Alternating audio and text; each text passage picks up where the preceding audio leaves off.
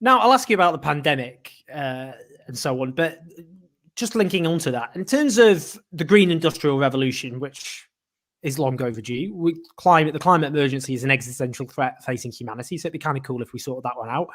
But I suppose it's also an opportunity in terms of skilled jobs, manufacturing, of course. So much manufacturing in this country has been gutted over successive governments over a very long period of time with terrible consequences in many communities. So what's your thoughts in terms of, your own view and what Unite's position is on what a green industrial revolution would look like, and what kind of jobs could it create, and the impact on communities?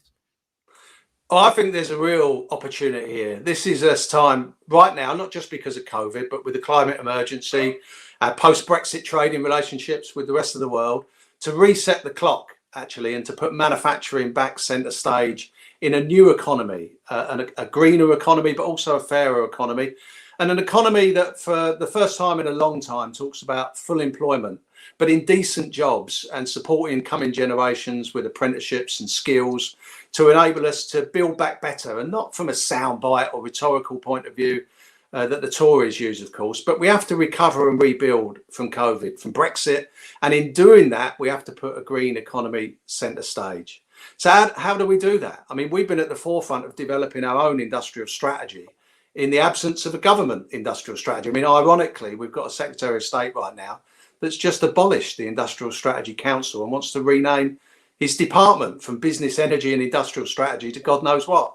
But they have a distinct lack of any strategy, of course, and more worryingly, a lack of any plan to recover our economy and put a green industrial revolution at the forefront of it. So we've developed our own strategy, and just a couple of weeks ago, I launched our Magnificent 7 projects to create over 1 million new green jobs.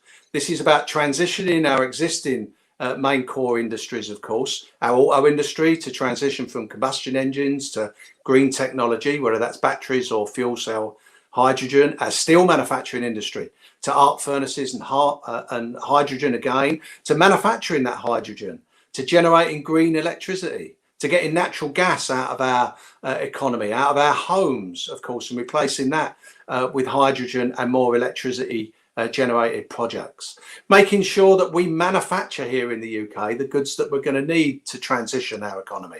So if we're going to build the 1 million new homes that we need, council houses, to address the housing crisis and homelessness, and we can do that, and we should never fall into the trap of believing that of the 5th richest nation on our planet, we can't afford to invest in our people, because absolutely we can. These are political choices to leave people homeless on our streets, or in bed and breakfast accommodation, or in precarious rented deals with private landlords. We can build the council houses that we need, and in doing that, create the direct, good, skilled, secured jobs that we need, with the apprenticeships for our kids, unionised jobs, well-paid jobs in our economy to do that. We can also retrofit our homes. One of the biggest challenges that we've got is decarboning our domestic housing and our commercial property portfolios. And retrofitting that is really important. Again, getting natural gas out, but also making sure that we're installing products to green our homes here in the UK, like the heat pumps,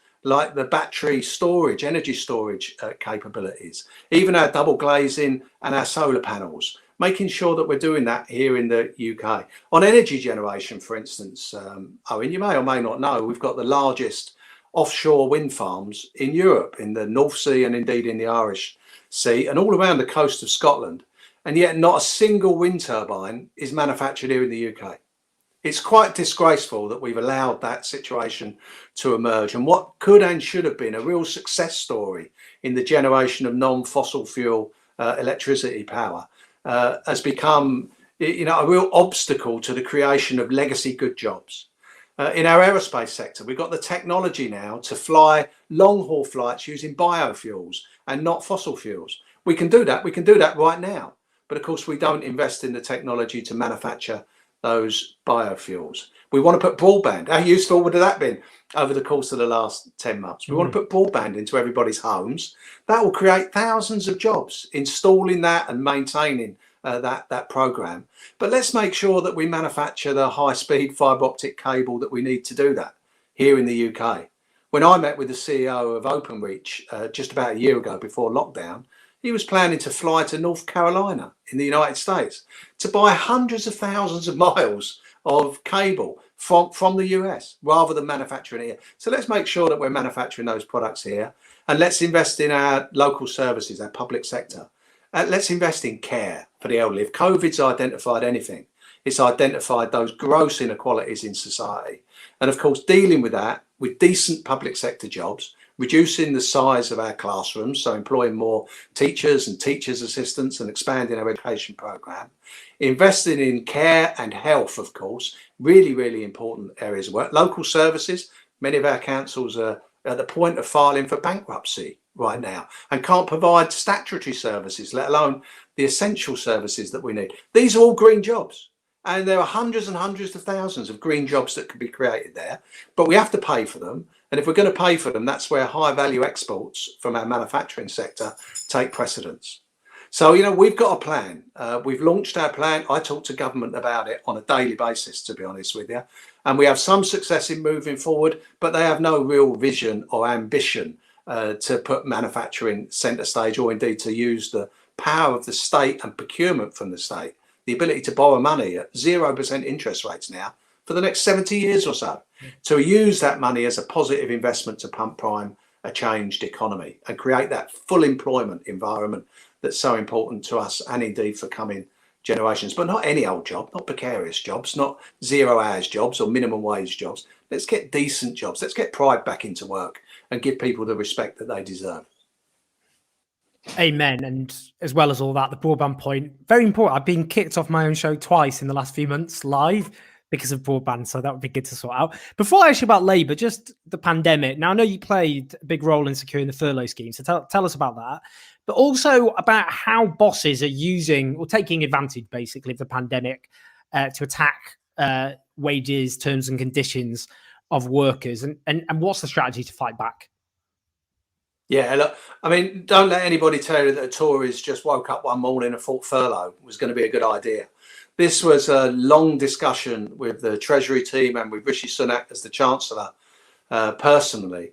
And I was very proud to be part of that very small team in the TUC. I worked there for Unite, went for Unite, to be leading those discussions about the necessity to protect pay as we went into this pandemic, because we could see millions of workers being laid off as the economy started to lock down.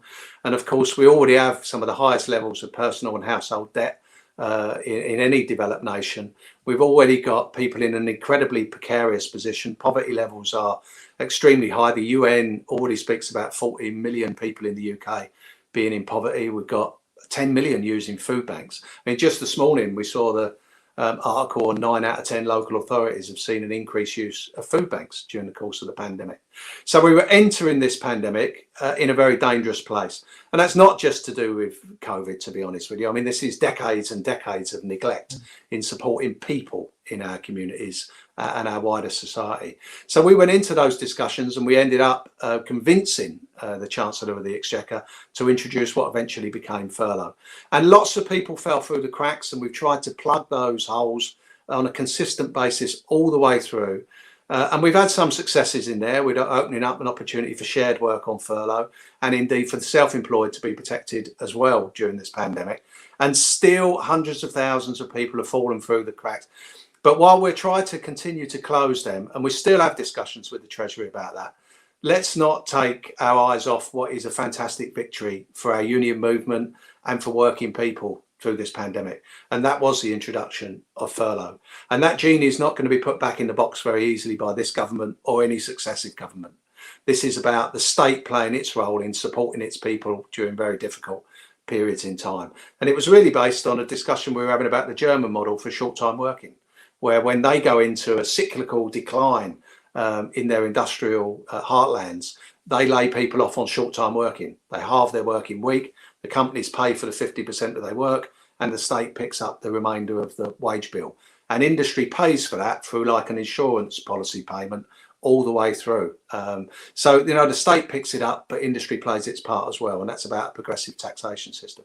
So we can do that. We should do that. And we'll never lose sight of that. In terms of the wider attacks we've seen, well, you know, Section 118 notices, this fire and rehire that you're starting to see now is not new, but of course it's taken a real prevalence, and some real high profile attacks on working people have come during the course of the last year. We've seen British Gas do it, we've seen British Airways do it.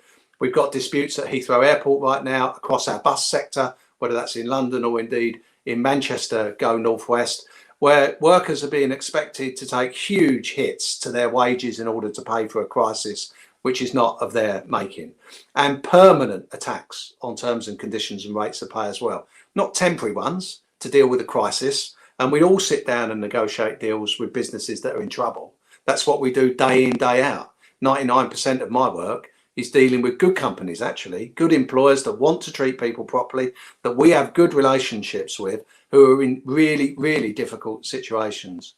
So we reach temporary accommodations with them, but don't make permanent cuts. This is just an opportunistic attack. And we'll fight that with every ounce of strength in our body. We've now got a £40 million strike fund in our union that's growing month on month on month. And we'll deploy that to ensure that workers that are fighting back against these attacks are not starved back into work. And that's incredibly important for us. So we'll use the industrial muscle and strength that we have to make sure that employers can't get away with it. But we'll also use, and this is probably a lead into a more general political question, use our political influence as well to change the law. The government could end fire and rehire overnight with a swish of a pen. It chooses not to do that. That's a political choice.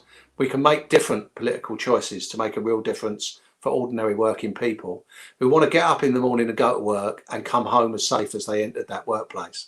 And they want to feel secure in work on a long-term basis, not just on a day-to-day basis, in a well-paid environment, a safe environment. And that's what the union movement provides for millions of workers, actually, whether in the union or not, for millions of workers across the UK and the wider world.